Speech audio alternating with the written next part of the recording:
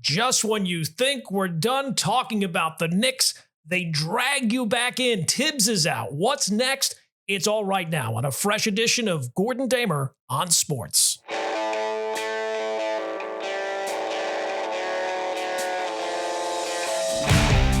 All right, welcome in and off and running on episode 13, lucky number 13 of Gordon Damer on Sports. And look, it's all my fault. Or maybe I should get all the credit. It depends on your perspective. Last episode, I said, well, this is the last we're going to be talking about the Knicks for a while. After all, they're out of the playoffs. What could there possibly be to talk about? And then, of course, the news comes down. The Knicks have fired Tom Thibodeau. And look, if you've listened to me at all, you know that I am shocked by this move with the amount of coaching turnover the Knicks have endured over the last 25 plus years.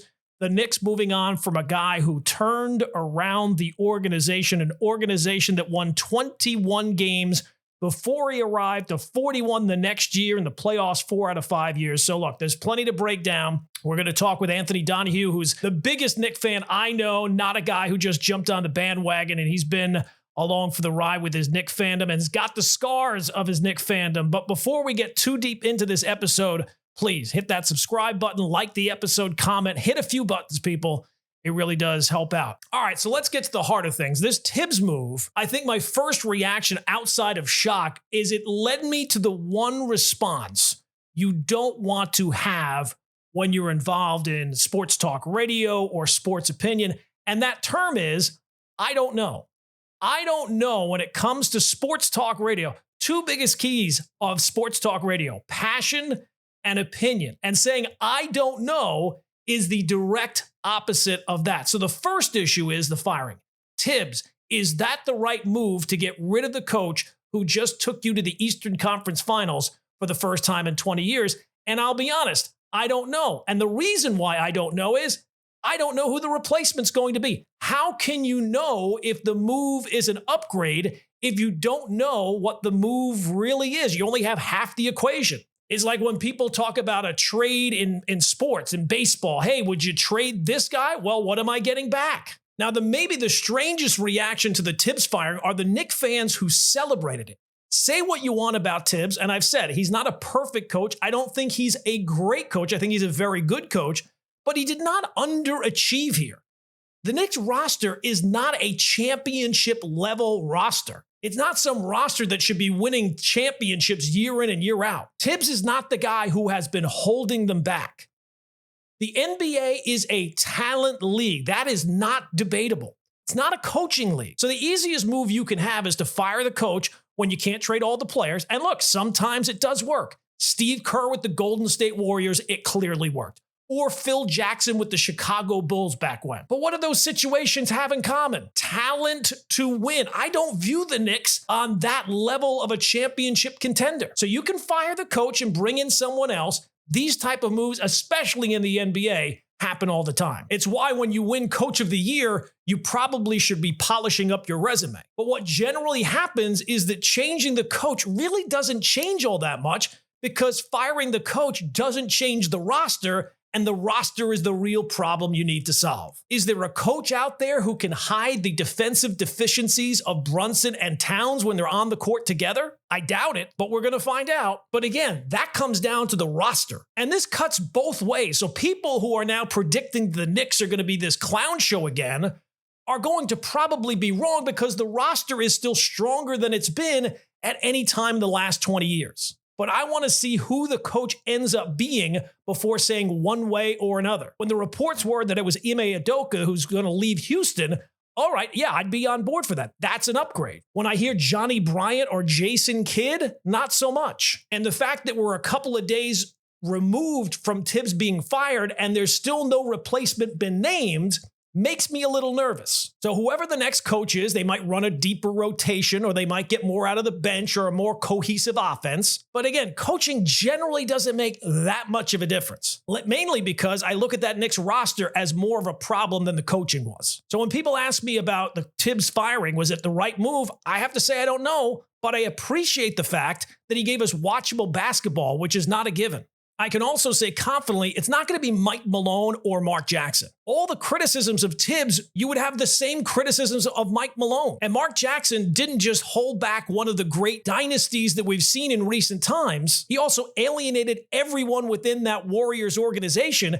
And that's been a big reason why he hasn't gotten a second chance. So some other things that have popped up that I can confidently say I don't know about. Tibbs will never win you a championship. Well, I guess that's going to turn out to be true based on his age and whether or not he ever gets another chance. But exactly what teams was he supposed to win a championship with exactly? His first year with the Bulls when they lost to LeBron and Wade in the conference finals? What team did he hold back exactly with his coaching? And what organization, when he left, did all of a sudden they have this booming success? Didn't happen in Chicago, and it certainly didn't happen in Minnesota either. The NBA is a talent league. That is not debatable. Another thing I can confidently say I don't know, and that's, was this a Leon Rose move or was this a James Dolan move? I have no idea, but I know which one I'm rooting for because, God, I hope it's a Leon Rose move. Because if it is a Leon Rose move, that's a sign of forward thinking that even a run to the conference finals with a good friend of his in Tibbs is not enough to alter the team president to fire a real good head coach to get to that next level.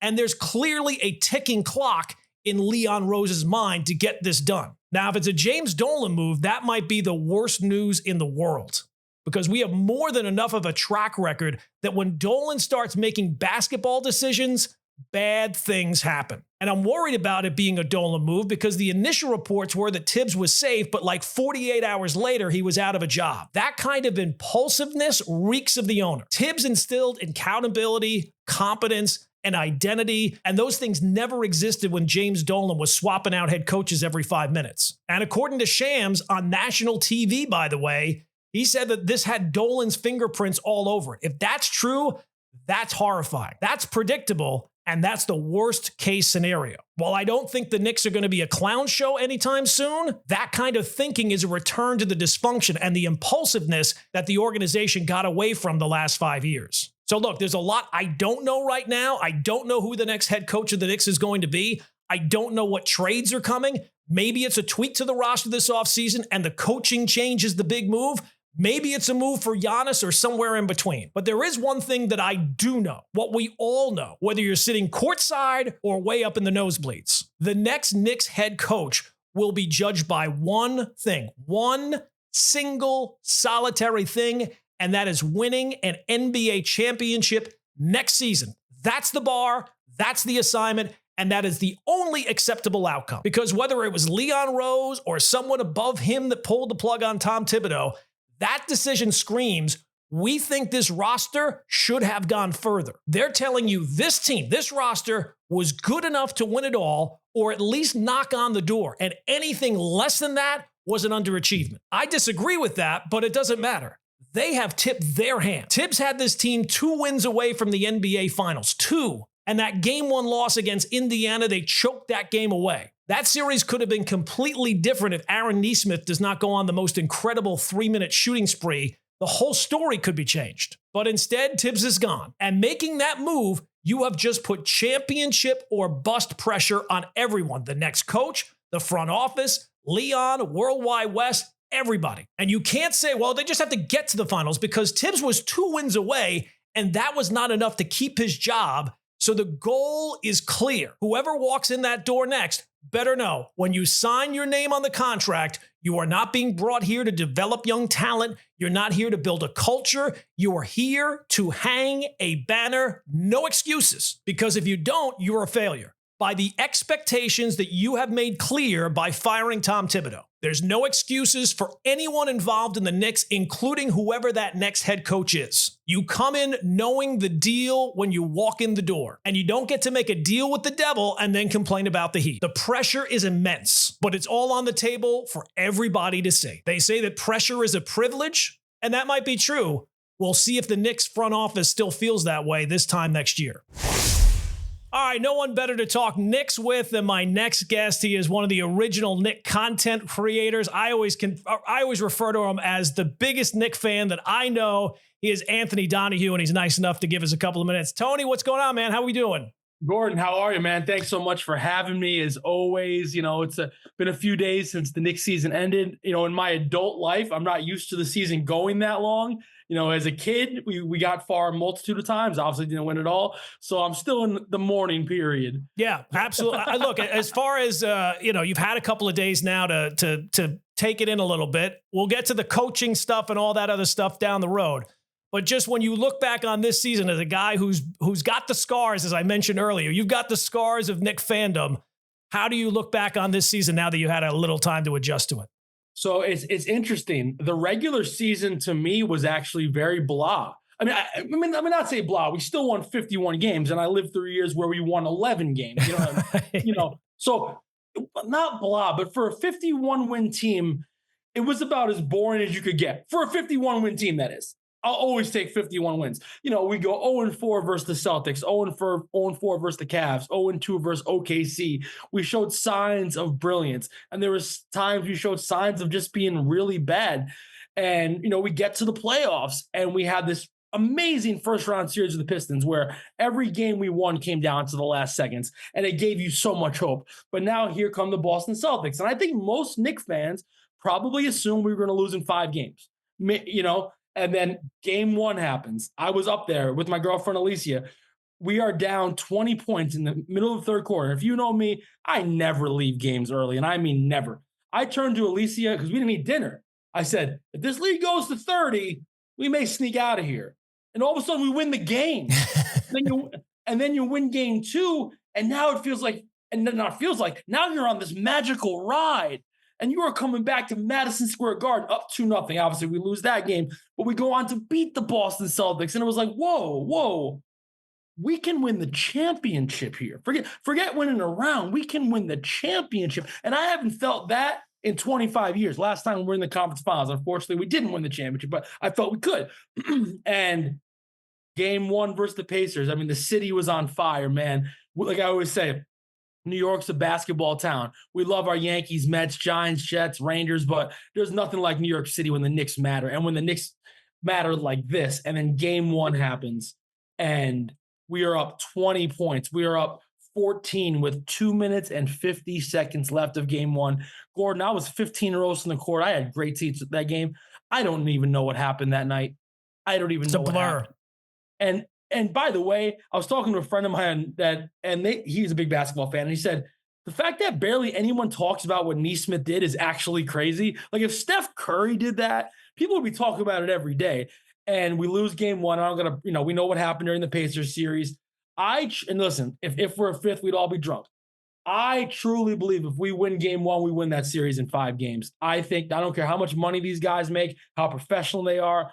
The game 1 felt like it set us back 50 years. I thought it was a gut punch at the time, but I didn't think that it was going to tell the tale of the series until you also lose game 2. And then, the stats of if you win 2 games or you lose 2 games, generally that pretty much tells you where that series is. First 2 in your gym. Yeah. Nobody's ever come back from that in the conference finals, losing the first 2 in their own building. So yeah, it definitely felt like when you got past the Celtics, it felt like just a typical good season until you got past the Celtics, at least for me. And I'm not nearly the biggest fan as you are. Then all of a sudden it seemed like, oh my God, it's all coming together, right? It's all coming. Now the expectation completely shifted from there's nowhere we're going to beat the Celtics to now we have to win the whole thing. So I understand what you're saying. That game 1, it's still kind of a bit of a blur. And that Aaron Nesmith performance, I've referred to it multiple times as the greatest 3-minute shooting spree in the history of the NBA. I've never seen anything like it. I don't think we'll ever see anything like that the rest of our lives. I was 11 years old in front of my TV, game 1, 1995, Eastern Conference semifinals. That, as a fan, this was way worse. The only thing is, we don't Nesmith is not some enemy. Reggie was already an enemy. It was way worse than that because that season we thought we could win the championship in 95 too. Maybe we would have lost to Orlando in the conference finals with Shaq and Nick Anderson in them. But this, like you said, there's this clear path to the finals. And people were leaving, not a lot, but some fans were leaving the Garden. They want to catch the LIRR, New Jersey Transit, beat the traffic. Oh, I'm going to get out of here with 3 minutes left. And also, the Knicks were such a good team in the playoffs down the stretch in games. So, and even myself, I wasn't even getting nervous that game until when the lead got to 3. That's when I'm like, okay, this is wild. What just happened? And I just feel, and again, we lose game 2, and it was just so tough to recover. And like you said, we didn't, but it was a magical ride. But, I think now it's not going to be a magical ride anymore next year or the year after. It's not going to be a cute story as it once was, because now we're getting in 90s territory. Now we're on 3 years in a row advancing, which is awesome, which is better than winning 17 games. But now it's 3 years in a row of advancing, no finals yet. So it may not be as cute a few years from now. Now, I always say you're the biggest Knicks fan I know. How do you explain Knicks fans to people who are not from New York? Because they don't get it. Well, the real ones, not the fake celebrity ones I just jumped on this spring. The real ones that, when we worked together at ESPN Radio, it's all, I remember being in the studio one day. It was August of 2006. And me and a few of the guys in the control room were literally talking about the first 5 games of the Knicks schedule in November. And Don LaGreca was like, "You guys are nuts." Like, it's summer out, Yankees, Red Sox, battling for the division. Football's about to start. And you guys are breaking down the first 5 games of the Knicks season after they won 23 games the year before. Yeah, it's a different breed, and they are the team that unites the city, right? Like, if the Yankees are good, there's a lot of Met fans who hate the Yankees. Same thing, Jets and Giants. If your team's not doing it, you want the other team to do poorly. But with the Knicks, it's the one team that kind of unites the city for sure.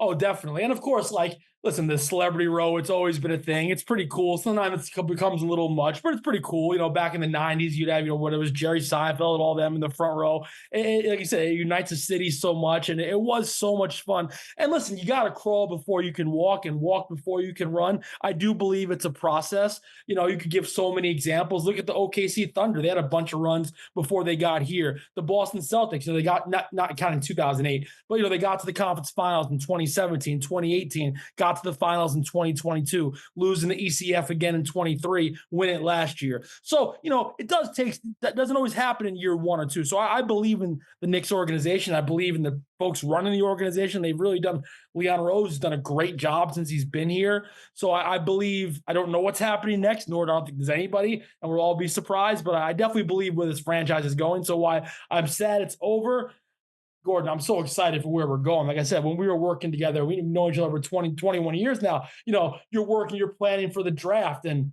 the Knicks don't even have a pick, or things like that. You know what I mean? So we've been through it, man. Oh, we don't have a pick this year because we gave 2 first-round picks for Eddie Curry, or we have a first-round pick, and instead of taking Rajon Rondo, we take Ronaldo Balkman. It's like the list goes on. So we've been through a lot, and so our joy is also our pain. So when you see all those celebrations outside, and at times maybe it was a little crazy, that was our pain.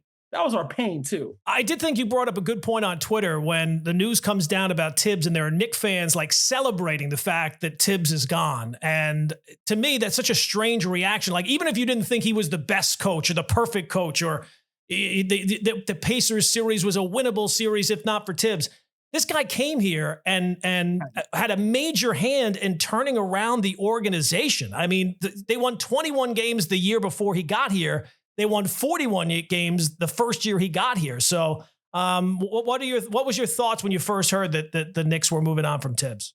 My first thoughts were, I wasn't 100% surprised, because I just felt like maybe they just felt like they needed a new voice. I was hoping Tibbs would stay. I'm a big Tom Thibodeau fan. When I wanted Donnie Walsh to hire Tom Thibodeau in 2008, maybe it's because of my nostalgia with the 90s Knicks. So I've always had an obsession with Tom Thibodeau, even Mike Malone, Jeff Van Gundy, because those were the coaches when I was a kid. But I always wanted, and there was Knicks fans that hated Tibbs the day we got him. Gordon, we could have won the championship, and there would have been Knicks fans complaining about Tom Thibodeau. But also, that's just sports fans in general. One thing I've learned over the years, and listen, have the Knicks had some not great coaches? Sure. Blaming the coach sometimes it's overdone at times. I think I've realized, being, just a fan and being close to the situations. But I wasn't too shocked, but I really thought he was going to. That's it. I did think he was going to be coming back next year. And like I said, maybe they just thought they needed a new voice. Sometimes organizations give coaches a little bit longer of a run. Mike Malone, I love Mike Malone, by the way. He got Denver his championship, I believe, in his 8th year coaching the Nuggets. So, I would have been totally excited if they brought Tibbs back. They're not. It stinks. But I have no doubt whoever Leon Rose hires, it will be great. And whoever he hires, is coming into the New York Knicks with a team with a chance to win the championship. Not usually the guy coming in to coach the Knicks the last 20 years is always supposed to help get us out of the lottery and bring us into games that matter after Christmas. Forget playoffs. Can we be 500 after January 1st? So whoever takes his job, also Gordon, on the flip side, major pressure. Job is under immense pressure because you are taking the New York Knicks job with not playoff expectations, not conference final expectations, but championship expectations. Yeah, no question. I brought that up in the open of this podcast. There's a lot of stuff I don't know, right? I don't know who's going to be the next head coach. I don't know who made the decision to fire Tom Thibodeau, but I do know one thing. Whoever the coach is, the goal is clear. You must win a championship next year. Otherwise, it will be judged as a failure. Yeah, no, it's no more, we got the 7 seed, congratulations. It's going to come with immense pressure. So whoever they go with, I listen to the rumors you hear. I like all the names. I like Johnny Bryant. I've seen him close up, work with the players. I know that he has a great rapport, but also he'd be a first-time coach. So, and coming into the Knicks job, not the Sacramento Kings job. So that's a lot of pressure. You're hearing rumors of Jason Kidd. He's with the Mavericks. Also, I guess he could leave. But, they could have a good team next year. Kyrie's going to miss half the year. They're going to be drafting the kid from Duke. What's his name? Cooper Flagg. So will Jason Kidd want to leave Dallas? So that's pretty interesting. They're saying Mike Malone is not candidate anymore. I would love Mike Malone, but he's probably a little bit of Tibbs 2.0. So, or maybe there'll be a dark horse. Who that dark horse is, I have no idea. I don't really think it'd be Jay Wright. I mean, that'd be like movie style if it was Jay Wright, right? Yeah. Might as well bring Kyle Lowry and Kerry Kittle too.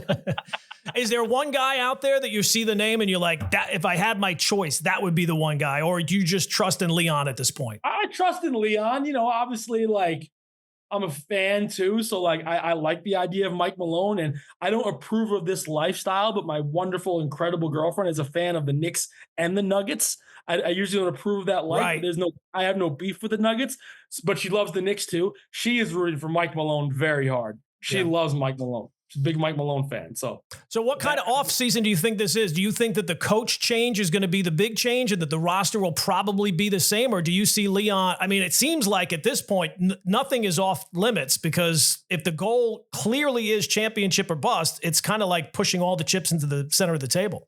To me, unless you're getting Giannis Antetokounmpo or Nikola Jokic, I would just tinker with the bench a little bit. The starting lineup, I think, is great. I'd throw Josh Hart to the bench, start Mitchell Robinson, Karl-Anthony Towns at the 4, and, go with that. Now, if you have a chance to make a big move, okay, cool. But at some point, you need some stability too. You can't just keep changing the roster big time every summer. But if there's that's all Leon Rose's job. If there's a big move to make, there's a big move to make.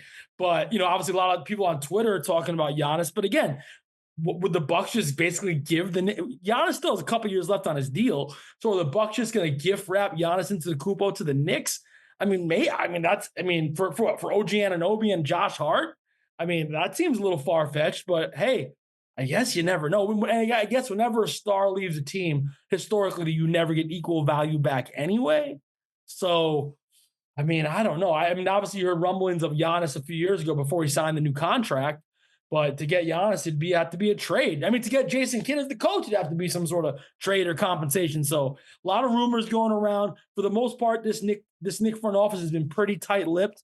So every time there's been a trade, you didn't see it coming. Nobody even reported the Dante Julius Karl-Anthony Towns trade. There was rumors of OG Anunoby, but nobody reported about that trade. One day you're in the middle of the day before New Year's 2023, and that trade happens. So that's kind of how Leon's operating, and that's pretty good, especially in this town. So now that the Knicks are done, do you watch the NBA Finals? Do you turn it on? What is the rest of the summer going to hold for Anthony Donahue here? I love basketball. I don't know how much I'll watch tonight, but I'll watch the finals. I do. I love the game. I'm rooting for Isaiah Hartenstein for sure. I do not want to see the Pacers win, even if the Knicks lost in the first round. But I'll be watching. I'll probably even watch tonight. At the end, like I said, I love basketball. I love the game. I actually think it's a really cool finals matchup. Anybody that says it's boring is weird. And why? And by the way, let me ask you a question on your show. All right. Why is it when the NBA Finals is OKC versus Indiana, it's trash. But if the NFL Super Bowl is like Pittsburgh versus Green Bay, it's historic. Yeah, well, those are for historic franchises. The one thing that I'll agree with you on, I don't understand why, if you enjoy a sport, you care if it gets good ratings. Why do I care about the ratings? I'm not the commissioner of the sport. Why do I care if nobody watches? That just tells me that all the frauds who are just kind of hopping on the bandwagon, they're out, and I can just enjoy the good show. Basketball series. Absolutely. And look, what OKC has been able to do, I think that Sam Presti might be like the most valuable guy who has not won a championship as of yet, because what he's been able to do in OKC, and it's certainly not the big city, but to have a championship level team, for it to fall apart, to be broken down, and then right back almost. I mean, they were like bad for like 2 or 3 years, and they're right back. And look, with the new CBA, it's going to be hard to keep the team together. But if you had to place a bet right now on who the next franchise is going to be a dynasty, OKC would be a pretty good bet. And another thing, just for the sake of conversation, if Indiana were to win, where does Rick Carlisle rank at the coaching trees now? I mean, Rick Carlisle is moving up. Two titles, and with 2 completely different organizations. 2 totally different styles of basketball. I mean, he's, hate to say it, man, because he beat us just a few minutes ago. He's a hell of a coach, man. Yeah, no question. All right, Tony, thanks for a few minutes, man. I appreciate it, and we'll talk again soon, I'm sure. The Knicks always keep things interesting. That they do. That they do. I still haven't even grieved the loss because 36 hours later, I got to grieve my coach. All right, let's talk about something that went down over the weekend at the Grand Slam track event in Philadelphia. Chances are you didn't hear about this. It did not get enough attention, and it really should have, because what happened was not just inappropriate. It feels like, to me, a warning shot, one of many warning shots that we've gotten over the last weeks, months, and years. And it really feels like we need to start paying attention. Gabby Thomas is an Olympic medalist, one of the best sprinters in the world. So she's out there doing what she does. She's competing. She's signing autographs for kids, showing up for the fans, right? And during this event, a grown man follows her around the track, heckling her, shouting personal insults. This is while she is signing autographs for kids. Now you're thinking, all right, why is he doing this? The reason he's doing this was because he had a parlay, because he bet against her and thought if he could get inside her head, he could cash in. Now let that sink in for a second. This wasn't just some random idiot yelling from the stands. This was somebody who was targeting an athlete during an event because he saw her performance as his investment. And we know that that's the case because he bragged about it online. He posted his parlay. He said, I made Gabby lose by heckling her. Like this was something to be proud of. Now, FanDuel, who he was betting with, credit to them, banned him. They banned this clown. They said that they condemn abusive behavior and he can no longer place bets on their platform. So good for FanDuel. Necessary, but it feels like this is not enough. And this is not on FanDuel. They did what they can do. But these stories, Lance McCullers Jr. a couple of weeks ago, Liam Hendrick with the Red Sox, this is bigger than this one idiot. This is part of something that it feels like we're seeing almost every single day now. People sliding into athletes' DMs, tweeting death threats, and throwing tantrums online when a bet doesn't hit, screaming about how they cost them money, or they hope that they injure themselves, or a lot worse. And look, these stories are so commonplace, they sometimes get lost in the noise, right? Like we've seen them so often, they're not a big deal anymore. But they are absolutely a big deal. Because I'm wondering, how long before it's not just online? How long before it's not just a heckle? How long before someone takes that next step? And you know what I'm talking about, where threatened violence becomes actual violence. And look, I love legalized sports betting. It's fun. It's exciting. It shouldn't just be banned because some people can't handle it.